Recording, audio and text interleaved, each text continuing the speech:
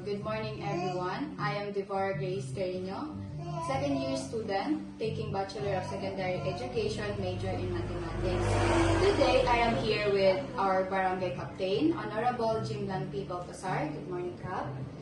And today we will know about what is the history of our barangay, which is Barangay Kayangan, and how it is started. So good morning again, Cap. What is the history of our barangay? Una sa tanan, mayroong untag. Kung sa-isaya ang buwan, ganang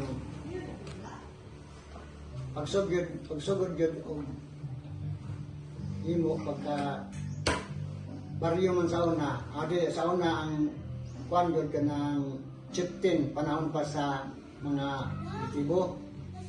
Panahon pa sa mga nitibo, kaya gining barangay Kahayagan, paan pa ni, lasang pa ni siya, lasang pa ni siya kayo, gani ang mga baboy ihas, mga usa, ani diri sa dagat, manguan, manginhas, o mga unggoy, daghan pa kayong unggoy diri.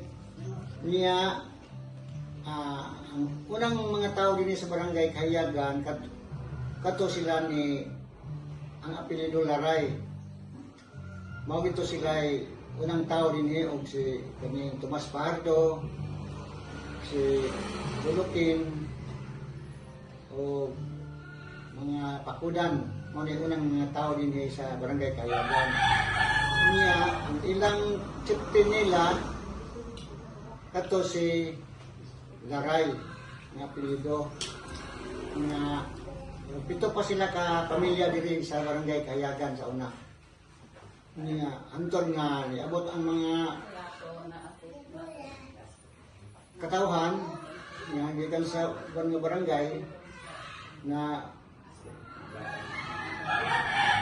nagkalaghan ang mga tao din niabot ang mga anon, may taga-Negros, may Cebuano, nang nagdaghan sila, antod nga nahimo siyang usa ka baryo. Nahimo siya usa ka baryo, niya,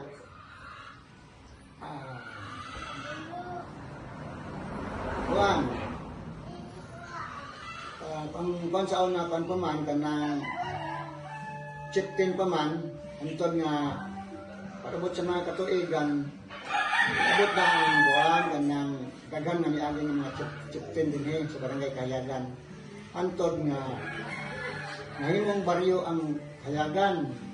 Abot si Juan, iabot si Pisto Manguna nga maoy gobernador sa unang panahon. Si Pisto Manguna niya diri siya nakatulog sa balay sa mga kuan sa kong apuhan ato si Perfecto Palisan. Niya siya nakatulog niya pagkanaog niya diri sa iyong kabuntagon na kita niya ang kadagatan din sa barangay Kayagan na gabi ka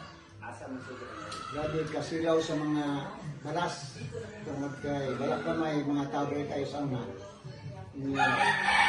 Pagkataon niya pinagkita sa baybayon na pag-uli niya diri sa balay sa kuwang atuan, siya din nag-ingon na kining kuwan na baryoha pangalan na po ni Barangay Kahayagan. Kaya sa akong panahon, ang tawag ko sa una, Barangay kinang Baryo Bayanon. Niya, giusap niya sila og Barangay Baryo Kahayagan ito Pisto. Ngayon, hantod karon, hantod nga, himo kong dagan nga naniaging mga barangay captain na kaya nahimo man tong gikan sa baryo, nahimo man tong barangay mautong ang unang nahimong barangay captain si Matilde nga Juarez. Anton abot na ang ubang mga kapitan. Hantod karon ni ako nakaserbisyo na ganit. Ako na po yung barangay captain. Nakaserbisyo na ganit po mga 18 na katuig niya pagka barangay captain din sa barangay Kayagan. Unya, karon murag na improve ang barangay Kayagan, ani ni high school, ani ni gym, o daga na ang mga proyekto diri sa barangay Kayagan, ato din mga pistage. Gani na napon may mga project karon sa Magnolia, sa Manok, o nang nagsugot ang barangay Kayagan.